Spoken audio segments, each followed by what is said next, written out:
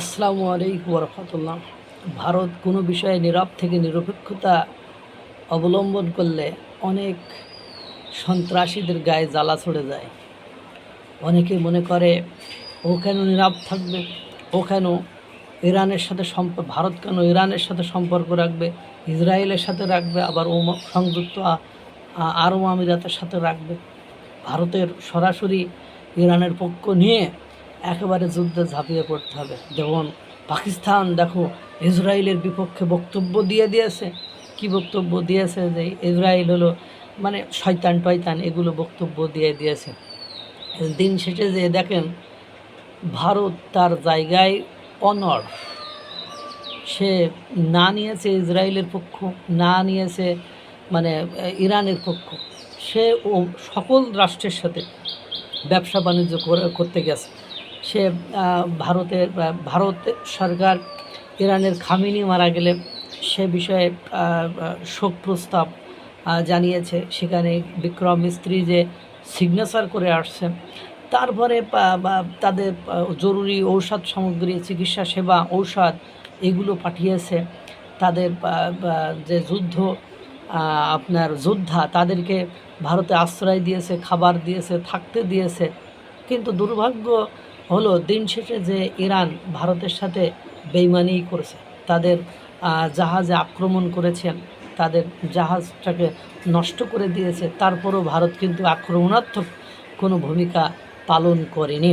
তারা ঠিকই আগের মতোই স্বাভাবিক আছে। কিন্তু দিন শেষে যে দেখেন সারা বছর বন্ধুত্বর ভান এসব ধরে দিন শেষে যে কী হয়েছে, আজকে প্রকাশিত হলো যে পাকিস্তান মির্জাফরের ভূমিকা, বেইমানের ভূমিকা পালন করছে ইরানের ক্ষেত্রে। তারা ইতিমধ্যে প্রচুর সৈন্য সামন্ত আপনার সৌদি আরবে অস্ত্র শস্ত্র নিয়ে সেটিং করে ফেলেছে।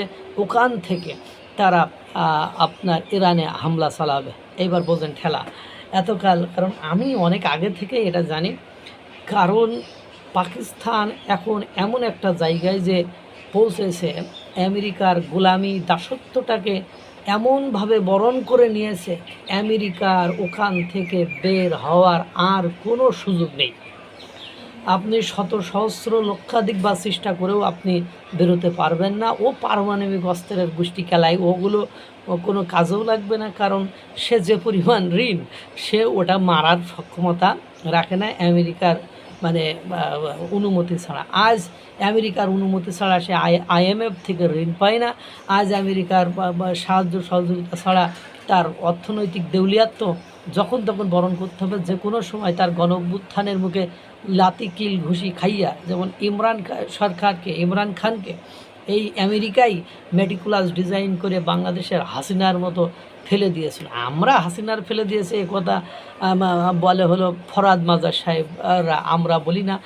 এখন এই যে ঘটনাগুলো ঘটেছে, এখন যে ফিল্ড মার্শাল আসিম মুনির এবং শাহবাজ শরীফ রয়েছে, এদের তুড়ি মারলেই মার্কিন যুক্তরাষ্ট্র আজ তুড়ি মারবে, কালকেই ওদের অস্তিত্ব আর খুঁজে পাওয়া যাবে না। এত পরিমাণ ঋণ এবং দেশের জনগণ তাদের প্রতি এত পরিমাণ ত্যক্ত বিরক্ত, মানে রাগান্বিত।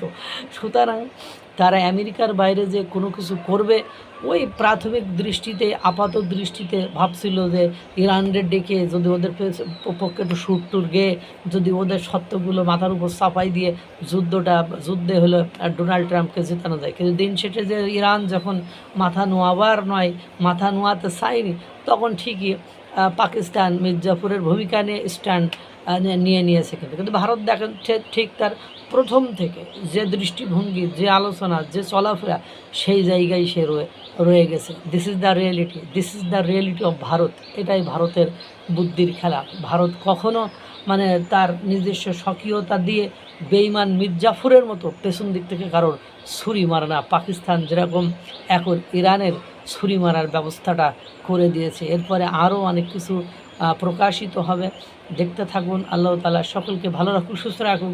আসসালামু আলাইকুম ওয়া রাহমাতুল্লাহ।